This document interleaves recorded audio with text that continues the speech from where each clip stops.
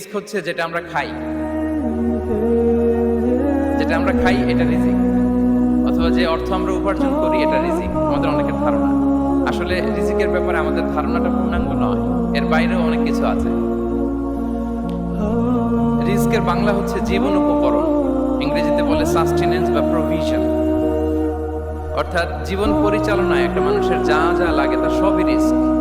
শুধু আমরা যেটা খাই, যেটা উপার্জন করি, শুধু এতটুকুই রিস্ক নয়, এটা অনেক ওয়াইডার সেন্সে আমাদেরকে চিন্তা করতে হবে। আমরা আমাদের পুরো জীবন জুড়ে যা পাই, যা খাই, যা অর্জন করি, যেটা লাভে ধন্য হই, সবটাই রিস্ক। আমরা অনেকে যে বুঝি যেটা আমরা খাই, যেটা উপার্জন করি এটা রিস্ক, এটা যে একেবারেই রিস্ক নয় সেটা নয়, তবে এটা আংশিক সত্য, এটাও রিস্ক। অর্থ, খাদ্য, জাগতিক সম্পদ, এটাও রিস্ক।